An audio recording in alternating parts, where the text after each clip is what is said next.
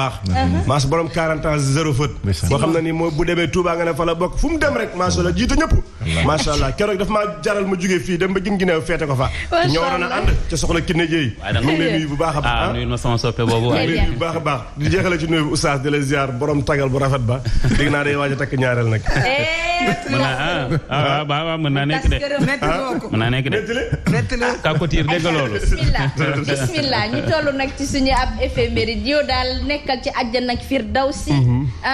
ci àjjana ñu gën a kawe mu gën a neex di nooy ci yow yaa ngi Ligue des Champions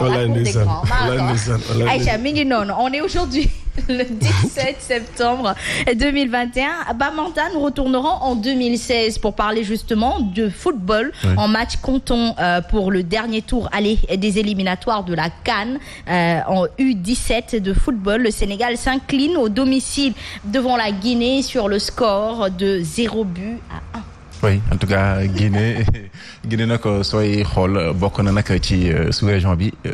bon réew moo xam ne moo gën a sonal Sénégal ci nag wàllum élimination pas nag ci équipe A bi oui pas nag ci équipe A bi mais soo xoolee nag ci ba ci lu jëm sax ci wàllum nag coupe d'Afrique locale yi soo xoolee ñoom daanaka édition yi mujj yëpp ñoo ñu ko xañ waaye nag soo xoolee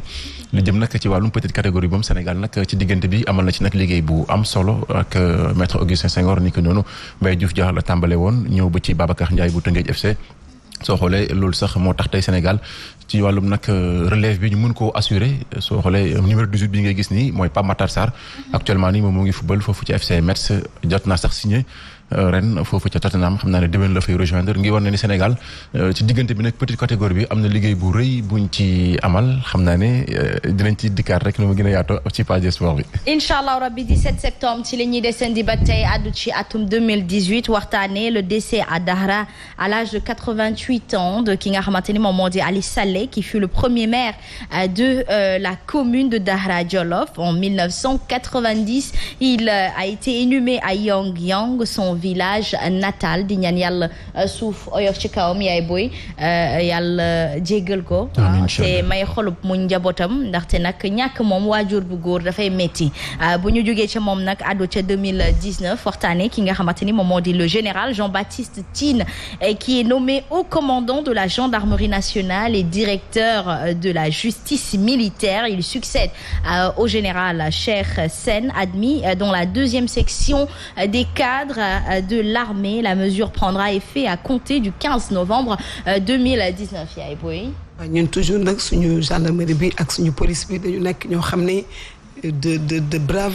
braves hommes des hommes de qualité nit ñu am valeur ñoo xam ne que dañu fonkoon seen liggéey ne bëgg seen patrie fonk seen nation lu ñu am rek fii lañ ko def boo dee xool sous région bi sax bari na lu fi def loo xam ne ñoom dañuy dem di fa def intervention ndax seen pertinence jàmbaare ci wàllu gi ñu nekk kon ñu leen di rendre un vibrant hommage jaaraama ñoom. Justement pas Manta. En tout cas lu ko sama maman waxee rek mooy force de l'ordre yi moom de sécurité en tout cas assuré nañ sécurité bu baax a baax ndax soo xoolee sous région bi nu mu demee nii actuellement mais soo xoolee Sénégal am na ci taxawaay gu am solo ba muy gendarmerie muy armée nationale muy police muy douane en tout cas corps yooyu yëpp soo xoolee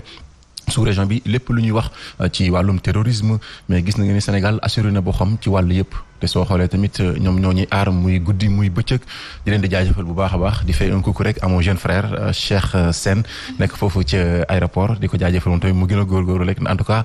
sas bi rëy na mais ñoo ngi koy assuré bu baax a baax. Justement mi ngi noonu ñu descendi ba tey rek dans les nominations et on parlera toujours de l'armée sénégalaise en 2019 toujours ci la ñuy descendi mu nekkoon le général Biram Diop qui est nommé chef d'état-major général de l'armée sénégalaise. Il succède au général Cheikh Gueye admis dans la deuxième section des cadres mu nekkoon tamit de l'armée. La mesure a pris lieu le 1er janvier 2020 mu nekkoon itam année boo xamante ni waaye takk der yi fallait que ñu càmbaraat jëlaat ñi nga xamante ni les hommes de mérite yëggal leen ci poste yi war ngir yokk kaaraange réew mi lu ñuy rafetlu te boobu ba léegi on sent une sécurité quand même quoi qu'on puisse dire dans notre cher pays qui est le Sénégal une stabilité sécuritaire. Maintenant, on va faire une petite digression pour parler aujourd'hui, parce qu'on parle de sécurité. On parlera de la marche de Ñoo Lank qui aura tout à fait lieu aujourd'hui, maman, ce vendredi. ndax ñoom dañ ko bëggoon def vendredi dernier. préfet bi interdire leen ko waaye bii pa moom nekk na droit citoyen ñoom nag li leen war def nañ ko mooy yéggal ko waaye takk der yi ñu waroon a ñëw assister daal di leen gunge orienté ne leen ba fii ak fii ngeen di dox ñaxtu ko après ku ci nekk ñibbi ba tey ñu interdire leen ko te comme nag ñoom ñoo lànk lañ tuddee seen bopp bii pa moom lànk nañu ba ca jëtu woon bàyyoon na mu jàll. En tout cas c'est un devoir citoyen parce que tamit constitution Sénégal moom moo ko maye ngir wane nag soo bëggee soo amee loo métti da ngay rek def yëgle. ñu encadré la en tout cas lu ñu ci mën a ñaawlu rek mooy tey jii ñoom lu ñu jóg di ko ñaawlu ñëpp la soxal parce que la charité de la vie yaakaar naa ne muy ki koy ñaaw ki ko interdire sax moom soxal na ko ndaxte fu mu toll nii yaakaar naa ne c'est des choses yoo xam ne tey bu ñu interdire marche pour man dëgg la ñoom ñoo ngi wax pour trouble à l'ordre public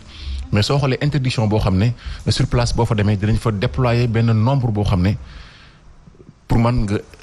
accepté woon ko sax encadré leen ñu doxal ko parce que tamit Sénégal suñ constitution moo ñu ko may ku am lu la métti da ngay taxaw nga wax ne léegi lii moo la métti après mu jeex c'est ça aussi en tout cas c'est des choses yoo xam ne daal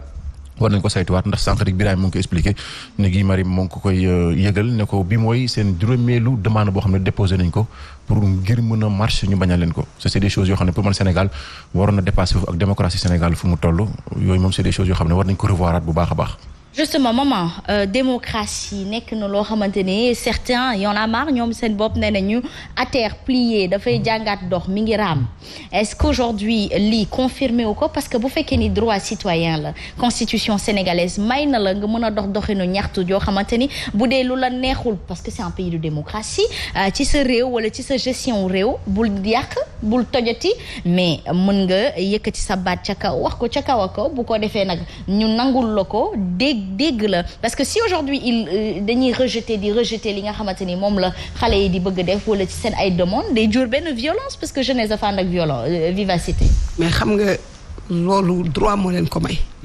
li la yoon may mën nañ la ko nangul. mais xam nga dañu war a nekk benn peuple bu mûr. mooy am loo xam dañ ko dépassé. nit mën na laaj droit am te du insolent. nit mën na laaj li mu war a am. te du egg jàll fu ëpp.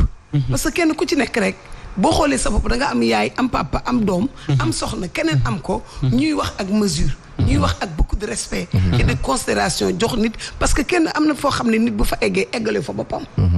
am na koo xam bu ko bëggee xeex yàlla ngay xeex parce que yàlla mooy fal.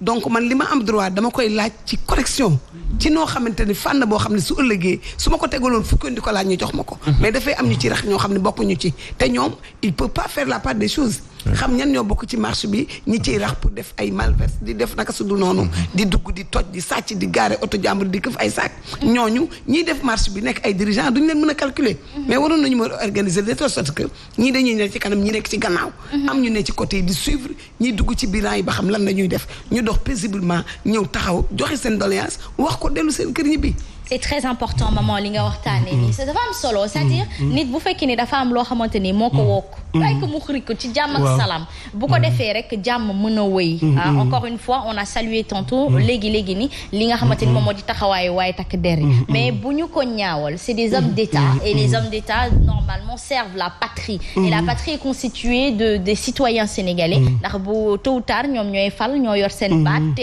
homme politique bu fi taxaw seen baatu askan bi moo la fal kon nag nañu bàyyi xel bu baax a baax askan wi dund bi cher na ku ñu koy tere wax waaw loo doonul say waajur comme que réew mi doonuñ ko seeni waajur ndomba tànk yi doonuñ ko seeni waajur bu ñu leen ko joxee na lépp di rafet nañ am nuñ ko yoree nit moom doo ko dóor ba pare di ko aaye mu yuuxu nit moom doo ko dóor ba pare doo ko aaye mu xalangu da ngay bàyyi mu xalangu te doxu ñaxtu moo gën waaxu ñaxtu moo gën xelu ñaxtu moo gën xeexu ñaxtu dañ bàyyi ñu dox ndànk rek ñu encadré li nga wax sànq dox ñaxtu tuuti am ñu leen wër ci ay takk der moo gën ñu dem bay xiix wala nga génnee lu dul jeex ci ay takk der ñu wër leen Sénégal dafa mel ne affaire dafa am lu ci rax man ak Oustaz Mouhamed Mbaye mi dañu xëccoo ab terrain mën nañoo xëccoo terrain léegi terrain bi ñu koy xëccoo au lieu que état bi ñëw àttañu ndax ñun ñëpp moo ñu njabootee jël ab terrain ma kaay kat ma jox la terrain ca yeen mais du ko def de day indi takk yu dul jeex indi ay lacrymogène yu dul jeex indi fi histoire boo xam ne daanaka bu ma joxoon ab terrain rek moo tane loolu mu fi nar a indiwaat kon mbir mi mën na kaa faj Oustaz silmaxa bu duggee cinéma nag ay bëtam taxul amaana nag musique ba la dégg mu seddab xol ba am na lu ci làqu am na lu ci làqu dund bi seer na soble léegi lépp a seer jaxatu sax léegi seer na man dama yërëm sax soxna si keroog àjjana doon ne mars dama ko sax yërëm ndax lépp a seer loolu laaj na ci dëkk bi seer na kon mbir mi wax dëgg yàlla nañ ci bàyyi xel gis nga ci wàllu diine lay waxee ajandaak yonent bi sallallahu alayhi wa sallam dafa ni Asma est-ce que yëg nga ni nga war a ñëw seen TV 8h nga ñëw 8h05 buñ la ko fayee yowmal xiyaam balaa ngay jéggi sirat la yokk dëgg la inna allaha yuhibbu iza amala ahadukum amalan an yutqinahu yonent bi nee na yàlla bëgg na nit bu yoree liggéey mu rafetal ko xanaa xamoo ni ñi ngi jiiroo ay alal ñu ngi buuxante ay alal ñu ngi tortiller ay doomu aadama te nguur wax naa la ni yàlla bi mu naan xulillahuma malikal mulki tu'til mulka man tasha yàlla nee na du ma verser nguur mu jaar ci Pa Ousmane pour ñëw ci Asma yàlla nee na nguur bu déparé ci man damay tëb direct indi ko ci yow parce que responsabilité yi ci nekk la gis nga ko xamoon nguur ak responsabilité yi ci nekk te amul gis nga Asma xam nga lu ma gis nga nit boo nee état moo fi nekk bu ma ko raayalee te am lu la naqari waxoo ko ci kaw rek bokk nga ci naafiq yi yonent bi di adressé réew mi dafa metti ñaareel bi ci topp mooy réew mi boo bokkul ci état bi lu ñëw mën naa dal sa kaw mu metti mais boo bokkee ci ñoom lu ñëw mën na oyof mën na nekk tey ci ñaata nit ñoo xamante ni tey bokk nañu ci biir état bi wala tiitaroo nañu état tey di def ay looxoor yoo xamante ni ñu ngi leen di jéem a raxas ba ñu set ñu tegee leen day joor mais ñi nga xamante ne ay xeexkat lañu ñu mel ni ñoom kilifa ñu tëj ak ñu mel ni ñoom xëy na xeex état par force lu ñu jël ci ban bi dinañ leen ko gën a raax ngir lan parce que dafa mel ni état dafa ragal coow ba ku coow bokk ci nit ñi rek dañu lay profitoo am fun la denc ci li ma foog pour lan ngir nga bañ a bokk ci coow loolu tey gis nga nag yàlla nee na yonent bi waxal sa gaañi ni irhamu man fil ard yarhamukum man fi sama gis nga ñi ci suuf boo leen yërëmul kii ci kaw du la yërëm nit ñi sonn nañu nit ñaa ngi daj dëgg nit ñi lott nañu ñi daan mayee fi mu toll ni ñooy ñaan ña daan